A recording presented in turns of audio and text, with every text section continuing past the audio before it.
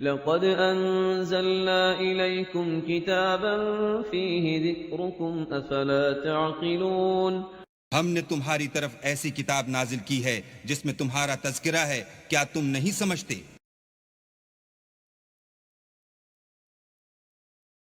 أعوذ بالله من الشيطان الرجيم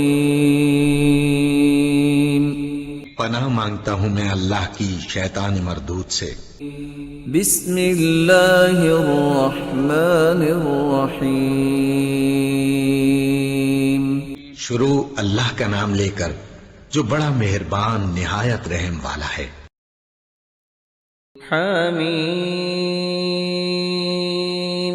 والكتاب المبين إنا أنزلناه في ليلة مباركة إنا كنا منذرين فيها يفرق كل أمر حكيم أمرا من عندنا إنا كنا مرسلين رحمة من ربك إنه هو السميع العليم رب السماوات والأرض وما بينهما إن كنتم موقنين لا إله إلا هو يحيي ويميت ربكم ورب آبائكم الأولين بل هم في شك يلعبون فارتقب يوم تأتي السماء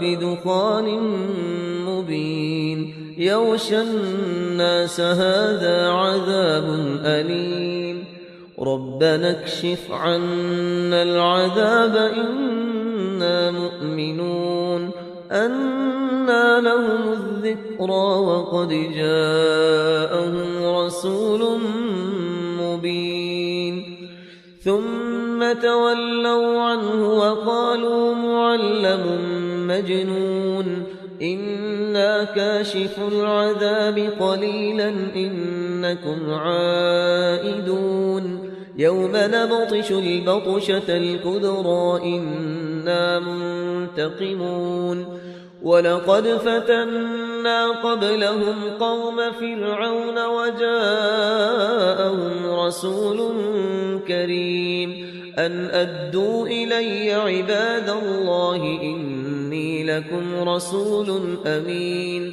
وأن لا تعلوا على الله إني آتيكم بسلطان مبين وإني عذت بربي وربكم أن ترجمون وإن لم تؤمنوا لي فاعتزلون فدعا ربه أن هؤلاء قوم مجرمون فأسر بعبادي ليلا إنكم متبعون واترك البحر رهوا إنهم جند مغرقون كم تركوا من جنات وعيون وزروع ومقام كريم ونعمة كانوا فيها فاكهين كذلك وأورثناها قوما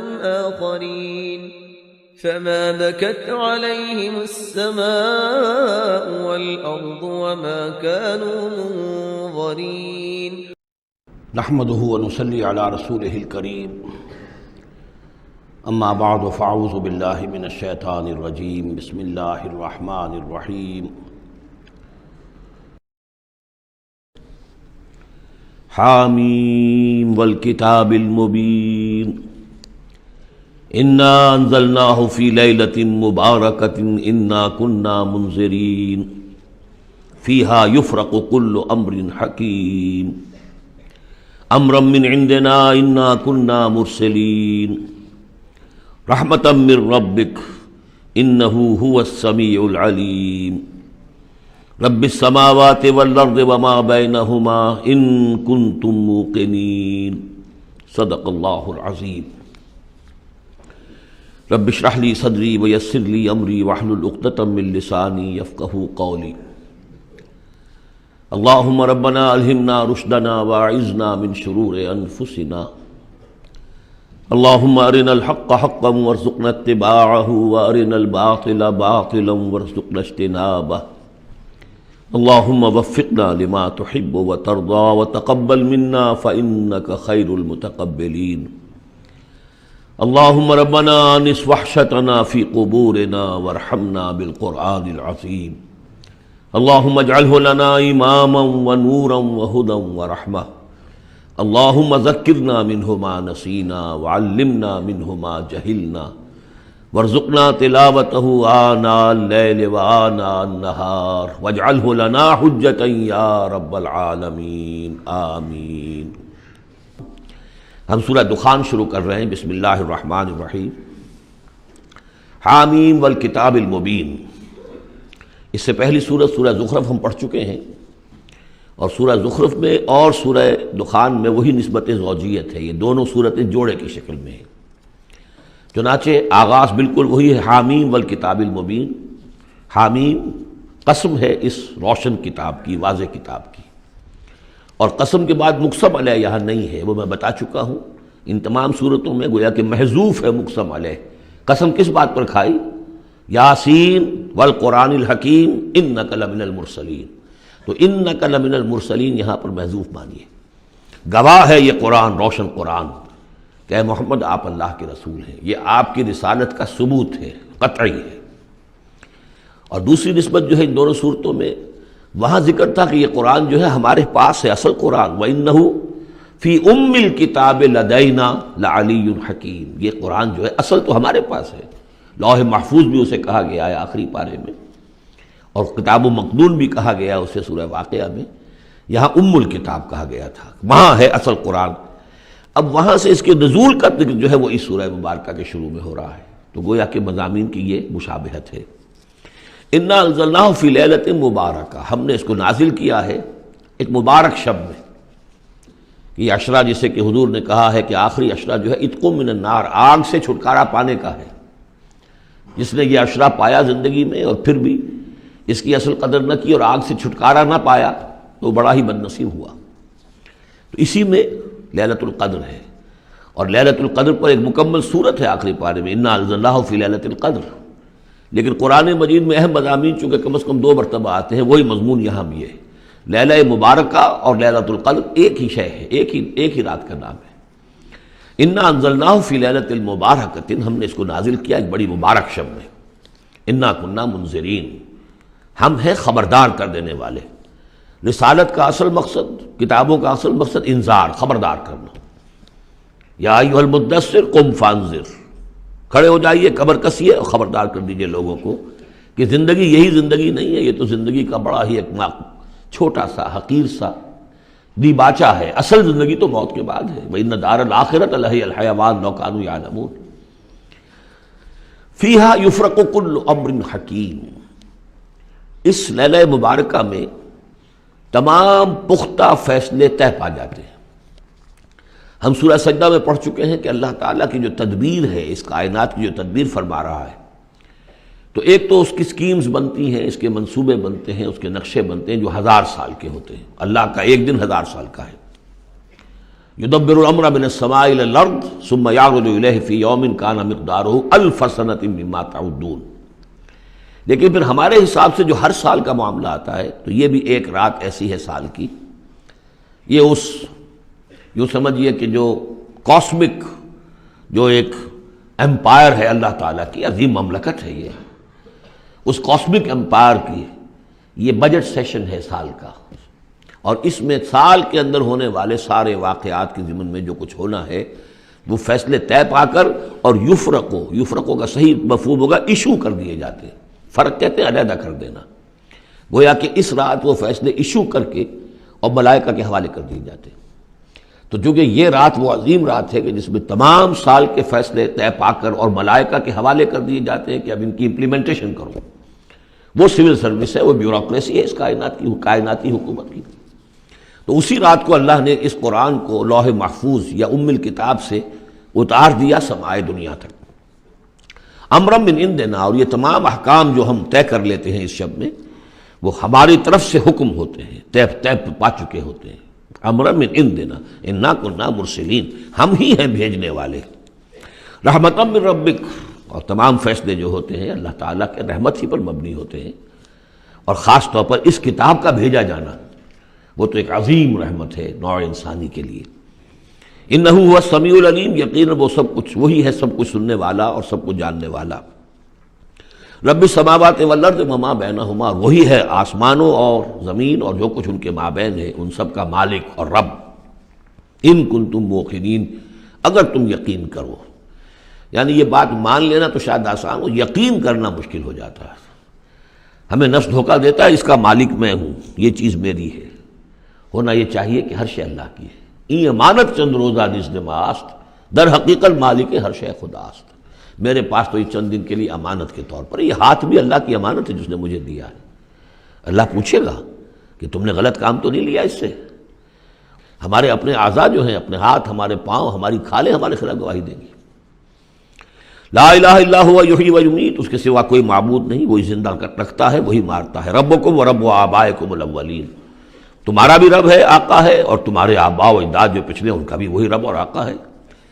بل ہم فی شک یلعبون، لیکن یہ لوگ جو ہے شک ہی میں پڑے ہوئے ہیں۔ یعنی حضور جو قرآن پیش فرما رہے تھے تو جو مکے میں لوگ تھے ان کی اکثریت کا حال یہ تھا کہ وہ شکوک و شبہات میں تھے، اور یا پھر یہ کہ ہنسی مذاق بنایا ہوا تھا کہ یہ کیا ہے، کیا کہہ رہے ہیں محمد کہ آسمان سے میرے پاس وحی آ رہی ہے صلی اللہ علیہ وسلم۔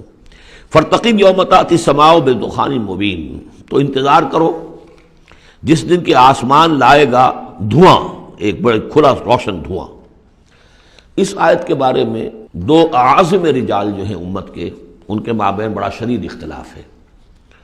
عبداللہ ابن عباس رضی اللہ تعالیٰ عنہما کا کہنا یہ ہے کہ اس سے مراد ہے قیامت سے قبل ایک بہت بڑا دھواں آئے گا، اور وہ احادیث میں بھی ہے، حضور نے فرمایا ہے کہ یہ 10 نشانیاں ہیں قیامت سے فوراً قبل جو آئیں گی، یکے بعد دیگر، ان میں دخان بھی ہے۔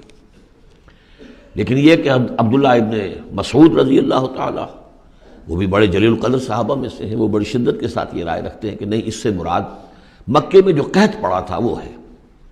جیسا کہ ہم پڑھ چکے ہیں کہ جب بھی کسی رسول کو اللہ بھیجتا تھا تو کچھ ایسی مصیبتیں بھی ساتھ نازل کرتا تھا تاکہ لوگ جو ہیں وہ عیش کے اندر تو زیادہ آدمی غافل ہوتا ہے، تکلیف میں کچھ نہ کچھ بیدار ہو کر اللہ کی طرف متوجہ ہوتا ہے، تو یہ متوجہ ہو جائیں، سنیں اور غور کریں، تبھی تو کوئی بات سمجھ میں آئے گی۔ تو وہاں مکے میں بھی ایک قحط آیا تھا، اور قحط میں یہ ہوا تھا کہ جب بارش بالکل نہ ہو تو بالکل صحرا کے علاقے میں تو آپ سمجھیے کہ وہ گردہ ہی گردہ، وہ ایک دھواں سا پورا جو ہے فضا کے اندر اٹھ جاتا ہے۔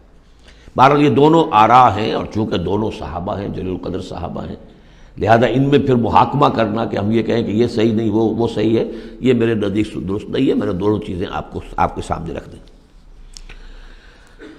فارتقب یوم تأتی السماء بدخان مبین یغشی الناس، وہ دھواں جو ہے ڈھانپ لے گا لوگوں کو۔ ھذا عذاب علیم، اور وہ ایک بہت بڑا عذاب ہوگا۔ ربنا اکشف عنا العذاب انا مومنون، اس وقت لوگ کہیں گے کہ اللہ ذرا اس عذاب کو ہم سے کھول دے، دور کر دے، ہم ایمان لے آئیں گے۔ انا لہم الذکریٰ، کہاں ہے ان کے لیے یہ یاد دہانی اور نصیحت اخذ کرنے کی، کہاں ان میں استعداد ہے۔ وقد جاءہم رسول مبین، جبکہ ان کے پاس رسول مبین آ چکے ہیں، واضح کرنے والے، روشن، ہر شے کی، ہر حقیقت کو واضح کر دینے والے۔ ثم تولوا عنہ، اور پھر انہوں نے منہ موڑا ہے ان سے، پیٹھ موڑی ہے۔ وقالوا معلم مجنون، اور کہا ہے نقل کفر نہ باشد معاذ اللہ، یہ سکھایا پڑھایا ہوا شخص ہے، کسی نے سکھا پڑھا دیا ان کو، محمد کو، یا یہ کہ مجنون ہے، ان کا کوئی دماغی توازن ٹھیک نہیں رہا ہے، یا کوئی آصیب کا، جنات کا سایہ ہو گیا ہے، معاذ اللہ۔ انا کاشف العذاب قلیلا، ہم تھوڑی دیر کے لیے اس عذاب کو دور کر دیں گے۔ اس سے جو ہے عبداللہ ابن مسعود رضی اللہ تعالیٰ عنہ نے دلیل پکڑی ہے کہ قیامت سے قبل والا دھواں جب آئے گا تو اس کے کھلنے کا، اس کے دور ہونے کا کوئی سوال نہیں۔ ہاں یہ کہ یہ جو عذاب آتے ہیں فَلَنُذِيقَنَّهُم مِّنَ الْعَذَابِ الْأَدْنَىٰ دُونَ الْعَذَابِ الْأَكْبَرِ، اس میں امکان ہوتا ہے۔ اِنَّكُمْ عَائِدُونَ، لیکن تم لوگ پھر وہی کچھ کرو گے جو پہلے کر رہے تھے، جیسے قوم موسیٰ کو ہم دیکھ چکے ہیں، 7 اس قسم کی نشانیاں ان کے سامنے آئیں۔ ہر مرتبہ انہوں نے کہا کہ اگر تم اے موسیٰ ذرا اس کو دور کروا دو، اپنے رب سے دعا کرو، پھر ہم ایمان لے آئیں گے، لیکن ہر مرتبہ پھر وہ اس سے منکر ہو گئے۔ یوم نبطش البطشۃ الکبریٰ، جس دن کہ ہم انہیں پکڑیں گے بڑی پکڑ، یعنی بڑا عذاب جب آئے گا، انا منتقمون، تب ہم ان سے پورا انتقام لیں گے۔ وَلَقَدْ فَتَنَّا قَبْلَهُمْ قَوْمَ فِرْعَوْنَ، اور ہم نے ان سے پہلے فرعون کی قوم کو بھی آزمایا تھا. وَجَاءَهُمْ رَسُولٌ کریم، ان کے پاس بھی ایک بہت ہی باعزت رسول آئے تھے، حضرت موسیٰ علی نبینا وعلیہ الصلاۃ والسلام. ان ادوا الی عباد اللہ، انہوں نے مطالبہ کیا تھا کہ اللہ کے بندوں کو میرے حوالے کر دو، بنی اسرائیل کو میرے ساتھ جانے دو. انی لکم رسول امین، میں تمہارے لیے ہوں ایک امانت دار رسول، میں وہی پیغام لے کر آیا ہوں جو اللہ نے دیا ہے تمہارے رب نے. وَاللَّهُ تعالیٰ علی اللہ، دیکھو اللہ کے مقابلے میں سرکشی نہ کرو، یعنی میرے مخالفت کرو گے، میں اللہ کا رسول ہوں، اس کا نمائندہ ہوں، تو گویا کہ اللہ کے مقابلے میں سرکشی ہے. انی آتیکم بسلطان مبین، میں تمہارے پاس لے کر آیا ہوں ایک کھلی سند. وَإِنِّي عُذْتُ بِرَبِّي وَرَبِّكُمْ أَن تَرْجُمُونَ، اور میں نے پناہ پکڑ لی ہے اپنے رب کی جو تمہارا بھی رب ہے، لیکن تم مانتے نہیں ہو اس کو کہ تم مجھے سنسار نہ کر سکو. وَإِن لَّمْ تُؤْمِنُوا لِي فَاعْتَزِلُونِ، تو اگر تم میری بات مانتے نہیں ہو تو کم سے کم مجھ سے دور رہو، میرے خلاف کسی اقدام کی کوشش نہ کرو.